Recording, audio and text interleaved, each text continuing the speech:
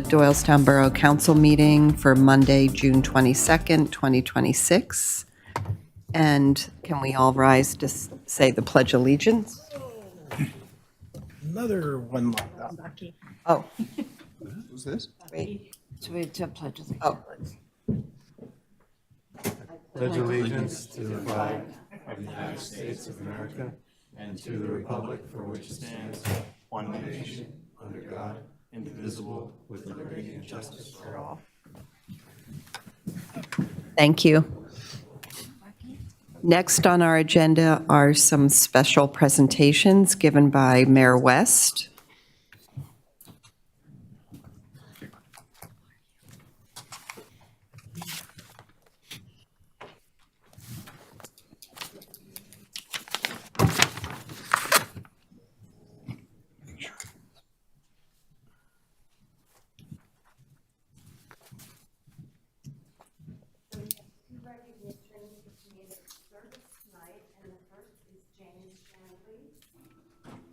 I haven't seen her. I have no idea how it's my neighbor. So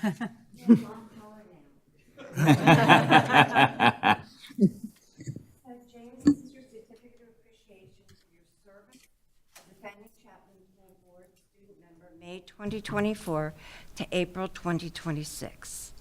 Thank you so much. Thank you. For your service. Did you want to say anything? Well, sure. So we'll do a photo op. He's tall. And I'd also like to say that James also works at Fanny Chapman, and I see him running around like crazy. He is really a shining star of how hard he works there. So thank you for all that you do for the pool. And would you like a photo with your parents and the mayor? You want to come up? Come on up. Okay, well, let him stand on either side of us. If he's taller than me, we can. Does this work?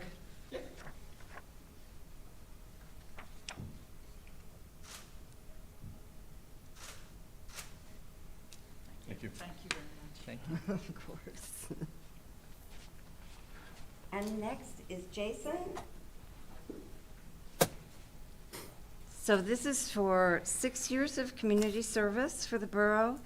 In appreciation for your dedicated service as a member of the Doylestown Borough Economic Development and Advisory Board from 2020 to 2024, and the Environmental Advisory Council from 2024 to 2026. Thank you so much. Thank you very much. Would you like to say something? Appreciate it. Here. They're all tall today. Thank you. Thank you. Thank you, Mayor. The next item on the agenda is the approval of the minutes from May 18th, 2026. Do I hear a motion? So moved. Second. All in favor? Aye. Opposed? Thank you. And then do we have a mayor's report? I do have a mayor's report this evening. June and the end of May were filled with celebrations in Doylestown. The Memorial Day Parade, Pride Month, Pedalpalooza, Thank Frank Day of Service, International Yoga Day, and more. But tonight I would like to focus on our youth. Beyond graduations, 4 events in the last month and a half maybe, showcased youth and their talents. Bucks County Cares held its Boomerang Awards. The Human Relations Commission partnered with students to present a panel on diversity. Community members hosted a youth arts festival at Freeman Hall, and the Doylestown Historical Society held its 250 student historian contest for grades 1 through 12. So Tom is going to show slides, and I'll highlight each event.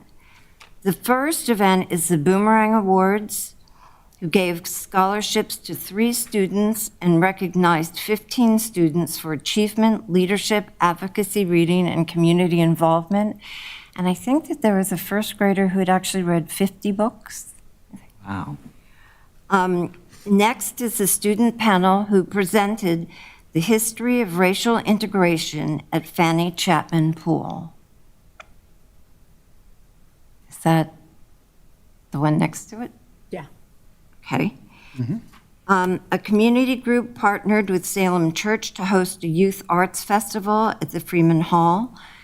Unfortunately, we don't have pictures of the paintings and sculptures inside, but which were fabulous, and the bands performed on the lawn for 3 hours. And finally, I saved the Doylestown Historical Society for last. Elementary students wrote postcards to patriots of the American Revolution. High school students authored essays. Creativity and perspective were at the forefront of each submission. And finally, middle school students created murals depicting historic Doylestown buildings, which are now in display in the Society's garden. The students chose to portray the Civil War Museum, the Fountain House, CV West buildings, and Doylestown was Farm School at the time that they, which is now university. Each of these events made me incredibly proud of our youth and the community members who create opportunities for them to learn, create, and mark important milestones. They gave me hope. And as President Obama said at the close of his speech at the opening of his presidential center in Chicago last Thursday, there is a new generation out there ready to write the next chapter of our story. And that's the end of my report. Thank you, Mayor. Next on the agenda is the Public Safety Committee from Mr. Brown. Yes, thank you, Ms. Vice President. We have quite an agenda tonight. The first item is a consideration of ordinance number 2026-6, prohibiting right turns by trucks southbound North Main Street at Broad Street. Attached, please find the above referenced ordinance which prohibits right-hand turns onto Broad Street by trucks southbound on North Main Street. Council authorized the advertisement of this ordinance at their May 18th, 2026 meeting, and the ordinance has since been properly advertised. The Public Safety Committee recommends that Council adopt ordinance number 2026-6. If Council wishes to follow the recommendation, it can do so by motion, and I so move. Second. Thank you. All in favor? Aye. Opposed? Is there any public comment? Any other comment from council? Thank you. Oh, I'm sorry, I'm having a little there we go. Slow down. The second item is consideration of ordinance number 2026-7, codifying county theater loading zone. Attached, please find the above referenced ordinance, which adds the long existing loading zone in front of the county theater to the code of ordinances. Council authorized the advertisement of this ordinance at their May 18th, 2026 meeting, and the ordinance has since been properly advertised. The Public Safety Committee recommends that Council adopt ordinance number 2026-7. If Council wishes to follow the recommendation, it can do so by motion, and I so move. Second. Any comments from council? Yeah, Mr. Brown, this just clarifies where it has been a long-standing loading zone, but for some reason wasn't codified in borough ordinances. Is that correct? Mm-hmm. Thank you. Any public comment? All in favor? Aye. Opposed? Thank you. All right, the next one is consideration of ordinance number 2026-8, creating a no parking zone on a portion of Meadow Lane. Attached, please find the above reference ordinance, which creates a no parking zone on the west side of Meadow Lane, extending 40 feet south from its intersection with Clemens Road. Council authorized the advertisement of this ordinance at their May 18th, 2026 meeting, and the ordinance has since been properly advertised. The Public Safety Committee recommends that Council adopt ordinance number 2026-8. If Council wishes to follow the recommendation, it can do so by motion, and I so move. Second. Any comments from council? Mr. Brown, could you refresh my memory about what was the issue there on Meadow Lane? There were many cars parking and very close to the corner and across the street from each other, and causing a traffic issue when people were making right turns from Clemens onto Right, no, right. Yeah, there's a Clemens on. there's a single-family home on the corner. The residents were in here at the time. There's a large number of vehicles for whatever reason. We have not, neither the police nor the zoning officers figured out why there's so many vehicles there at various times. They do park right up to the corner. There's usually sometimes 4 or 5 vehicles. We had a public hearing at the Public Safety Committee about a year ago to discuss this. We resolved to simply paint some yellow curb, which acts as a visual warning, but it's not enforceable. The problem went away for a time, and now it has returned. At that time, we had said that if the yellow curb didn't take care of the problem by itself, that we would go ahead and create an ordinance, put in a sign, and then we'd be able to enforce it. So if you're familiar with the corner, it's a T intersection of Meadow Lane and Clemens heading out to Main Street. When vehicles do park right up to that corner, it becomes very difficult to make turns and visibility is poor. On the Clemens side, there is already state law that prohibits parking too close to the stop sign. But on Meadow, since it's not a stop condition, you can theoretically park right up to the corner without an ordinance. So just clean up a little traffic hazard. Thank you. Any public comment? All in favor? Aye. Opposed? Thank you. The next item is the Emergency Services Report, which you'll find in your folder. I did want to note that there is a new item in the report from Scott that specifically references our new kratom ordinance, and he had sent one letter or citation this past month for that. A couple other things I just wanted to note. On June 12th, the fire company responded for a building fire at Wendy's at 9:41 p.m. When they arrived, it was found there was a major CO2 leak from the beverage system. There was a haze in the air, and CO2 can displace oxygen, causing a potential life hazard.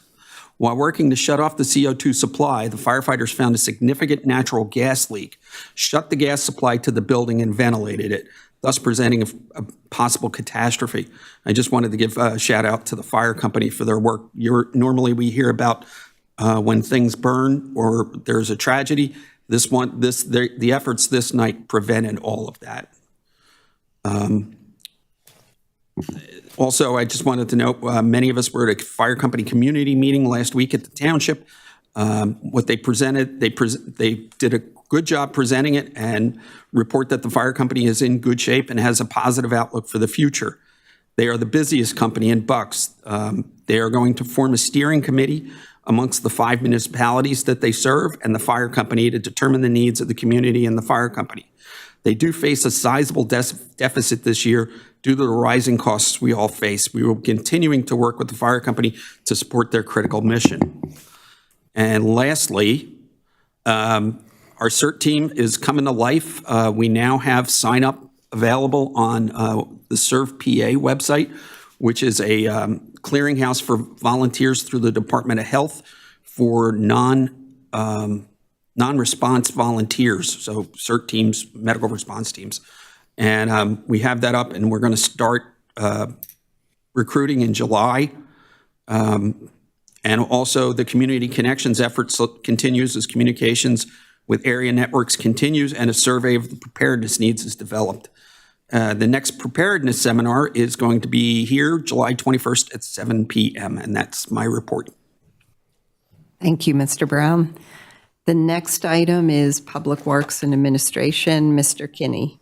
Thank you, Madam Vice President. The Public Works Committee did not meet last month, and so I have no report on that meeting. However, there's a work order report which is included in the packet, and I also wanted to extend my appreciation to the members of our Public Works team for the milling and repaving of Veterans Lane and the portions of Broad Street around that traffic signal. They accomplished this in what I think is remarkably rapid time, and Veterans Lane is paved and has its double line striping and its stop line striping and stuff like that. And so I just wanted to give a shout out to the hard work that our Public Works crews do dealing with the paving issues in the borough.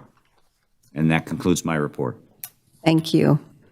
The next item is Community and Government Affairs. Mr. Bell. Thank you, Ms. Popkin. The Community and Government Affairs did meet. The issue that we were addressing, we're going to put on ice for a bit, so there's no action for council.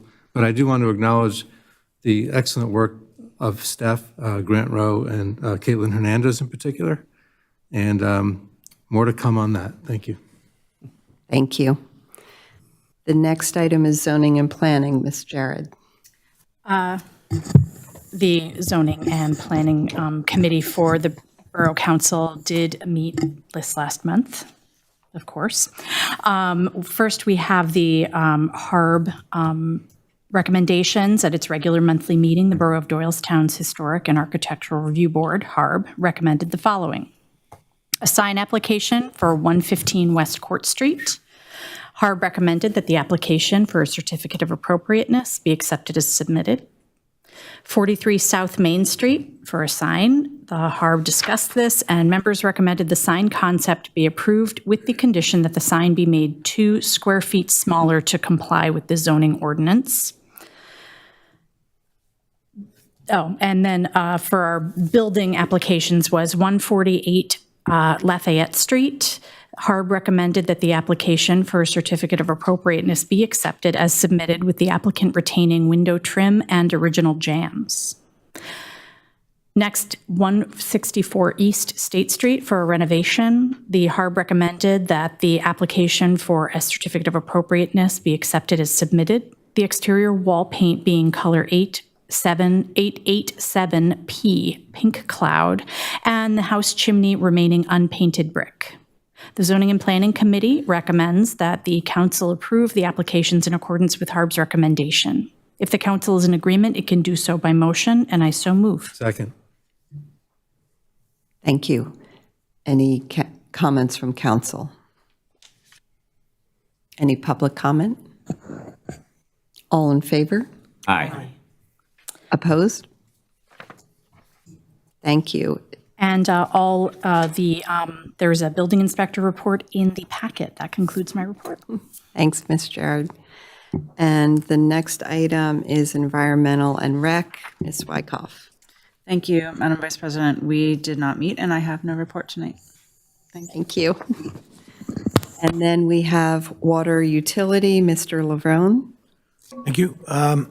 The Water Utility Committee did not meet this month. One informational item is that the first of our 3 PFAS remediation buildings is now under construction at the Sandy Ridge well. I was just out there today. The concrete floor, base and floor is in with a bunch of pipes sticking up, and the blocks are there ready to put the walls up. So it's progressing along.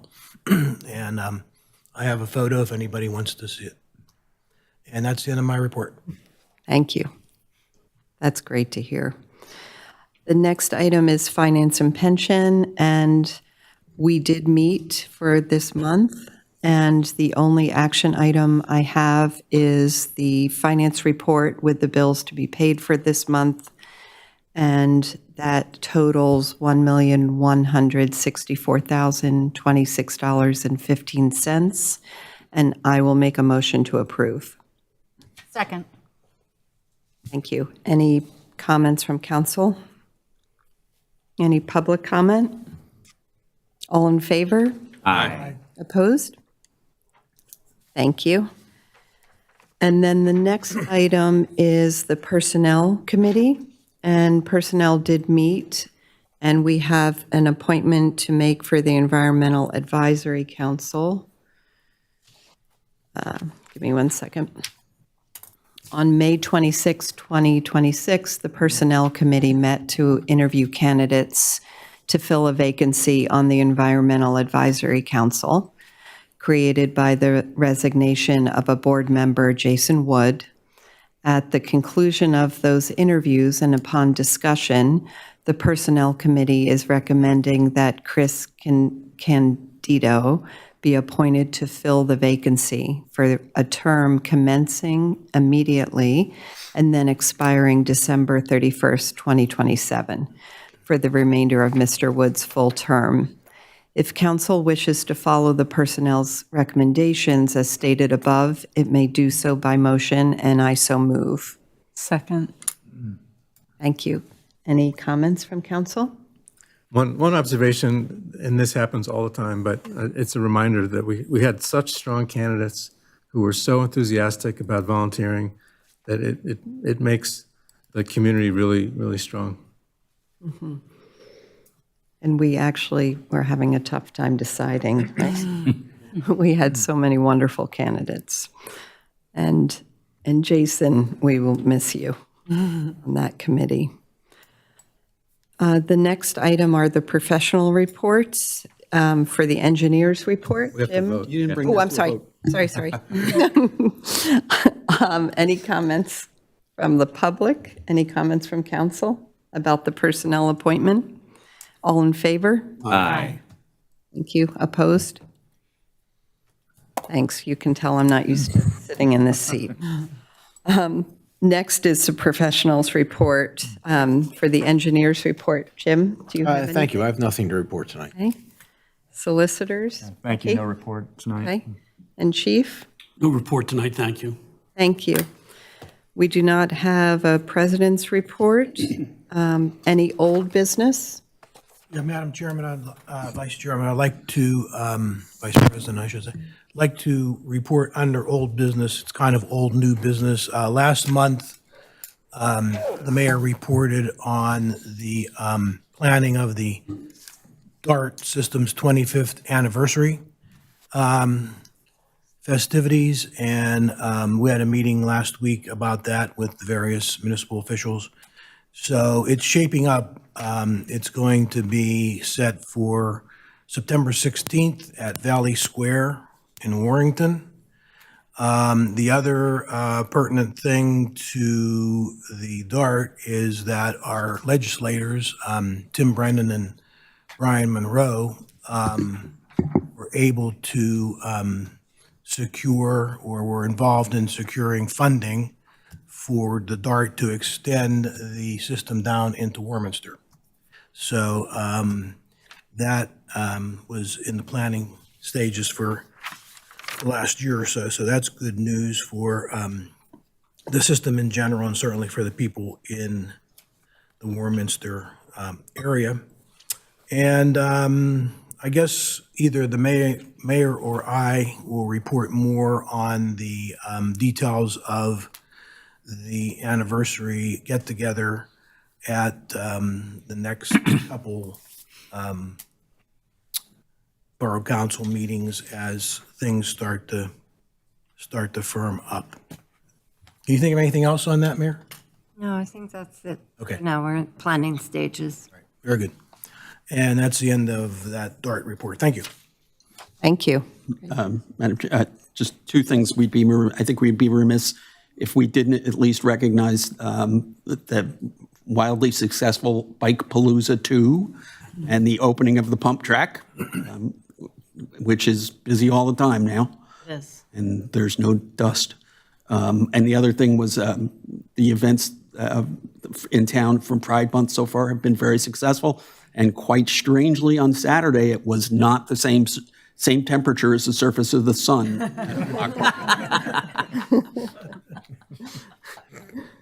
Yeah, I would second those kudos to Liz and the pump track people, because I was at that grand opening and it was amazing, the turnout and the enthusiasm. So thank you, Liz. Thank you. And I was taking a walk there this weekend, and there were lines of bikes waiting to go on the pump track. So it was fabulous. Fabulous. Yes. And Pride Fest was very busy. They had, I know Discover Doylestown, Jen and I were volunteering at the booth, and they sold out of their T-shirts, which they normally do not. Great. That was good. And thank you. And we do have new business. Do you want me to read this? I can. You can I do that? Bring everybody up to date, Madam Okay. President. The item of new business is a design services contract for our Green Street Complete Street project. The amount of the contract is $179,757. that covers all design services, construction oversight, and inspection. The engineer is Michael Baker International. They have done almost all the design work on the community bike hike path over the years and are consultants to the Joint Bike Hike Committee. Michael Baker was also contracted by us to prepare the grant application, which was ultimately successful. 179,757 represents, along with a field survey that Gilmore and Associates is in the process of conducting, basically our match for the project. So that's a pretty good deal, to say the least, in terms of what we need to put together. This is a project you're all familiar with. Michael Baker has been on board for some time, and rather than wait a month, we just did have our kickoff meeting with PennDOT. They authorized us to move forward with the design work, and we'd like to get going. So we thought we would move this forward without moving it through committee. So what we're looking for, barring any questions or comments, is a motion from council to approve the design services contract. I so move. Second. I do want to just add that the grant amount is $1,171,761, which is very impressive. Sure. Thank you for that. Is there any comments? Any comments from council? Any comments from the public? Just one further follow-up, like I said, we will be initiating a survey and design work once we get a little bit further in the design process. We have obviously some public outreach to do, not only to explain the project in detail to the general public, but to talk to the impacted residents along Green Street and in Clemens Farm. So, this is the first step, and that's why we'd like to get going. We'd like to have some designs that we can talk to folks about. But this should be a fun process, but it'll be a long process. We don't expect to be under construction for some time, but we want to get going. All in favor? Aye. Opposed? Thank you. Thank you. Next, we have open public comment. Is there anyone who would like to have open public comment? I have something I'd like to read, Madam Vice President, if you will. In less than 2 weeks, this remarkable nation will celebrate the 250th anniversary of our Declaration of Independence from Great Britain and its king. Doing so was fraught with peril, and in the war with Great Britain that followed, thousands of lives were lost on both sides, but the promises of freedom and independence were inexorably established.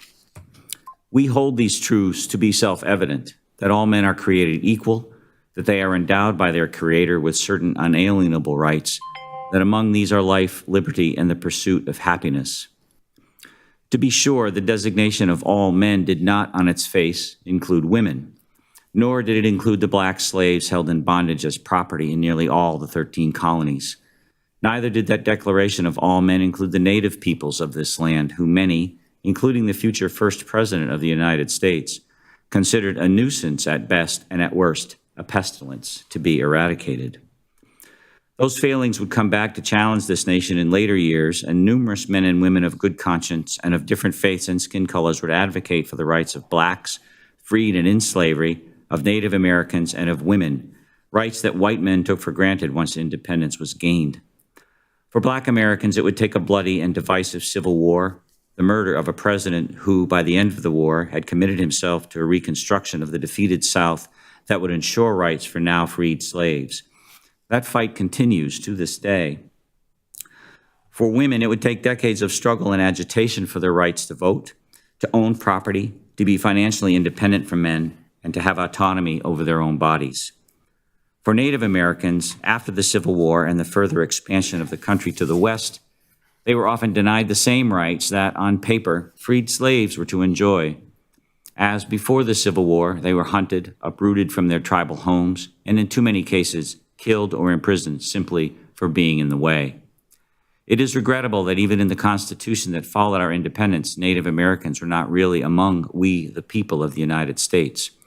Many Native Americans and many Black Americans still await the promises declared in the Declaration and the civil rights guaranteed in the Constitution. It is vital to our history and to our future that we acknowledge the shortcomings of this nation while at the same time celebrating its virtues and triumphs. History should not, and I dare say cannot, be whitewashed to blot out those actions taken or not taken that have diminished or inhibited the rights of Black Americans, Native-born Americans, women, and immigrants to fulfill the promises made to all men in the Declaration of Independence. Today, as we prepare to celebrate our remarkable history as a nation, we confront an administration that wants to rewrite our history, to blot out or cover up our flaws, to diminish or erase the contributions of Black, brown, Native, and other non-white Americans, as well as patriotic and dedicated women and immigrants who served, fought, and died for our freedoms. We also confront an administration that, through words and deeds, seeks to devalue the contributions to our country by LGBTQ+ citizens, many of whom have also served and continue to serve with honor in our armed forces, our police departments, our courts, our schools, and our hospitals. It is no shame to acknowledge and learn from the fact that George Washington, during the debate over a new Constitution, lived in a house in Philadelphia with 9 enslaved people. What is a shame is to pretend that this did not happen. To try to erase the challenging aspects of our national history does a disservice to the tens of thousands of Americans who fought and died in battle and who fought and died on our own streets to ensure civil rights for all the people of this nation. Let us not shrink from the painful aspects of our history. As we strive forward to the next 250 years of our nation, let us rededicate ourselves to addressing the challenges we face to ensure that all people in this nation can enjoy their unalienable rights with liberty and with justice for all. Thank you, Madam Vice President. Thank you, Mr. Kinney. Any other open public comments? We do not have an executive session tonight, so I would welcome an adjournment. Do I have a motion? So moved. Second. Thank you. All in favor? Aye. Thank you. And I appreciate all of you coming out on a stormy night tonight Apologize about the door again. and waiting outside with a locked door. Our next meeting for council is Monday, July 20th at 7 p.m. So I hope all of you have a nice upcoming 4th of July holiday. Thank you.